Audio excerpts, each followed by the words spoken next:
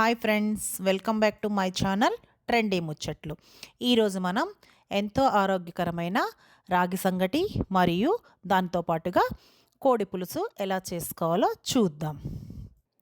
దీనికి మొదటిగా ఒక మిక్సీ జార్ తీసుకొని అందులో కొద్దిగా దాల్చిన చెక్క, ఒక 2 లవంగాలు,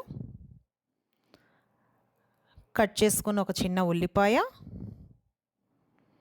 2 అల్లం ముక్కలు, ఒక 6 వెల్లుల్లి రెబ్బలు, నానబెట్టుకున్న 2 ఎండుమిరపకాయలు, కట్ చేసి పెట్టుకున్న ఒక చిన్న టమాటా, అదేవిధంగా నానబెట్టుకున్న ఒక 5-6 జీడిపప్పు పలుకులు. జీడిపప్పు ప్లేస్లో మనం పచ్చి కొబ్బరి కూడా తీసుకోవచ్చు. అదేవిధంగా కొద్దిగా జీలకర్ర వేసుకొని చక్కగా మిక్సీ చేసి పెట్టుకుందాం. ఇప్పుడు దీనికి కావలసిన పదార్థాలు: ఒక 2 చిన్న చెక్క ముక్కలు, 2 లవంగాలు, బిర్యానీ ఆకు, ఒక 3 పచ్చిమిరపకాయలు, ఒక చిన్న సైజు ఉల్లిపాయ కట్ చేసి పెట్టుకుందాం.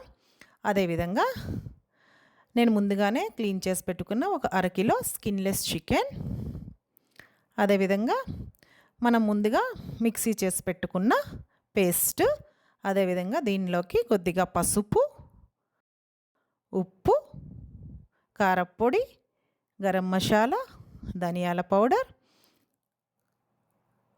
అదేవిధంగా ఒక 2-3 టీ స్పూన్ల నూనె,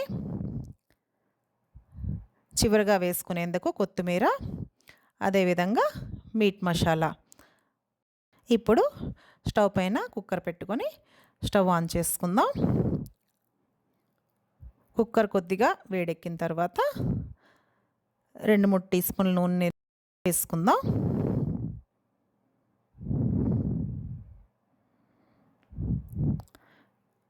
నూనె కొద్దిగా వేడెక్కిన తర్వాత ఒక బిర్యానీ ఆకు, దాల్చిన చెక్క, అలాగే ఒక 2 లవంగాలు వేసుకొని అవి కొద్దిగా వేగిన తర్వాత కట్ చేసి పెట్టుకున్న పచ్చిమిరపకాయలు, మధ్యలో తీల్చుకున్నానండి నేను దాన్ని, అలా అయితే బాగుంటుంది. అలాగే కట్ చేసి పెట్టుకున్న ఉల్లిపాయలు వేసుకొని చక్కగా దోరగా వేయించుకుందాం. చూడండి, ఉల్లిపాయలు చక్కగా దోరగా వేగాయి కదా. ఇప్పుడు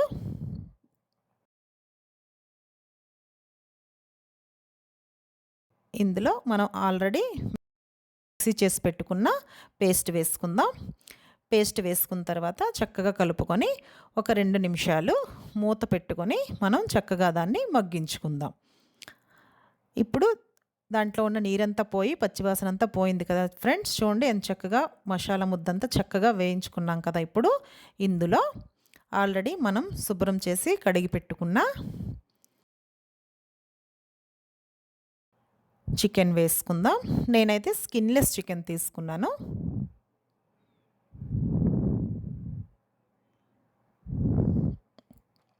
ఇప్పుడు మసాలా అంతా చక్కగా చికెన్కి పట్టే విధంగా చక్కగా కలుపుకుందాం.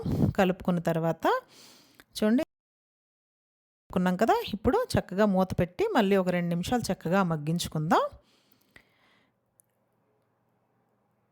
ఇప్పుడు చూడండి చక్కగా ముక్కలంతటికి కూడాను మసాలా చక్కగా పట్టింది కదా ఫ్రెండ్స్. చూడండి, ఇప్పుడు దీంట్లో మనం ఒక 1/4 టీ స్పూన్ పసుపు, 1/2 టీ స్పూన్ కారప్పొడి, 1/4 టీ స్పూన్ గరం మసాలా, ఒక 1/2 టీ స్పూన్ ధనియాల పౌడర్, అలాగే ఒక 1/2 టీ స్పూన్ అది మన రుచికి తగ్గట్టుగా ఉప్పు వేసుకొని చక్కగా అంతా చక్కగా ఇంకోసారి చక్కగా కలిపి పెట్టుకుందాం. చక్కగా కలుపుకున్న తర్వాత మళ్ళీ కూడాను మూత పెట్టుకొని మళ్ళీ ఒక 2 నిమిషాలు చక్కగా మగ్గించుకుందాం. ఇలా మగ్గించుకోవడం వల్ల ఏంటంటే మనం వేసిన మసాలాలన్నీ కూడాను ముక్కలకు చక్కగా పడతాయి. దీంట్లో మనకి ఇప్పుడు ముక్కలు మునిగే విధంగా తగిన నీరు వేసుకొని చక్కగా మళ్ళీ ఒకసారి చక్కగా కలుపుకుందాం. నాకైతే ఈ నీరు సరిపోలేదు ఫ్రెండ్స్. నేను మళ్ళీ ఇంకొంచెం నీరు వేసుకున్నాను. ఎందుకనేసి అంటే మనం తినేది రాగి సంగటితో కాబట్టి కొంచెం గ్రేవీగా ఉంటేనే బాగుంటుంది. ఇప్పుడు మళ్ళీ చక్కగా అంతా చక్కగా కలుపుకొని కుక్కర్ మూత పెట్టుకొని ఒక 2 విజిల్స్ వచ్చేంత వరకు ఉడికించుకుందాం.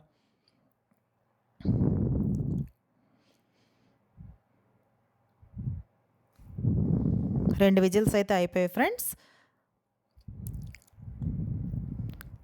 ఇప్పుడు మనం కుక్కర్ని తీసి పక్కన పెట్టుకొని కుక్కర్ విజిల్ చల్లారే లోపల రాగి సంగటి తయారు చేసుకుందాం. దీనికోసం మనం ఇప్పుడు కడాయి పెట్టుకొని ఒకటిన్నర గ్లాస్, నేను ఈ గ్లాస్తో 1.5 గ్లాస్ నీరు వేసుకున్నానండి.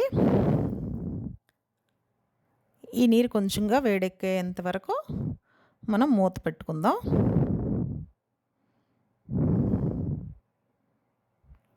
నీరు కొద్దిగా వేడెక్కిన తర్వాత మన ఇంట్లో నూకలు ఉంటే నూకలు వేసుకోవచ్చు.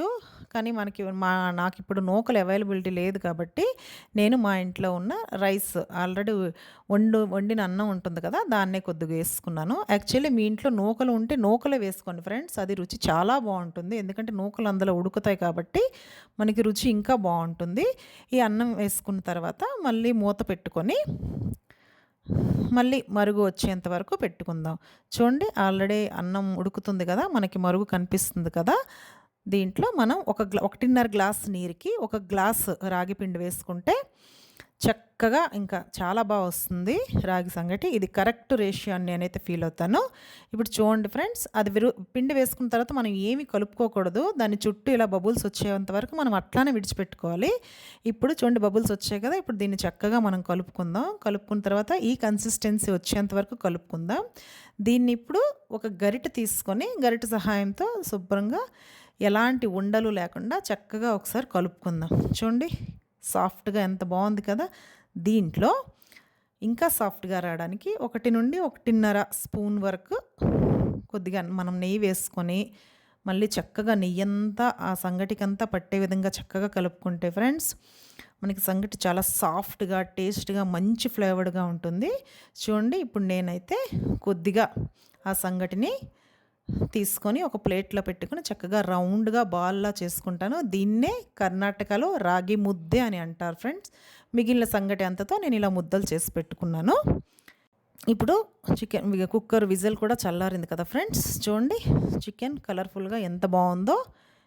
ఇప్పుడు చూడండి, చాలా ముక్కలు చక్కగా ఉడికిపోయి సాఫ్ట్గా ఉన్నాయి కదా. గ్రేవీ కన్సిస్టెన్సీ కూడా ఇలా ఉంటే చాలు ఫ్రెండ్స్, ఎందుకంటే మనం తినేది రాగి సంగటితో కాబట్టి గ్రేవీ ఇలా ఉంటేనే బాగుంటుంది. ఇప్పుడు దీంట్లో ఒక 1/2 టీ స్పూన్ వరకు మీట్ మసాలా వేసుకుందాం. మీట్ మసాలా వేసుకొని చక్కగా కలుపుకున్న తర్వాత కొత్తిమీర కూడా వేసుకొని స్టవ్ ఆఫ్ చేసుకోవడమే. ఇప్పుడు ఎంతో రుచికరమైన చికెన్ కూర రెడీ. దీన్ని చక్కగా మనం రాగి సంగటితో తింటే బాగుంటుంది ఫ్రెండ్స్. ఈ వీడియో మీకు నచ్చినట్లయితే మీరు కూడా మీ ఇంట్లో ట్రై చేసి మీ అభిప్రాయాన్ని కామెంట్ రూపంలో తెలియచేయండి. Thanks for watching.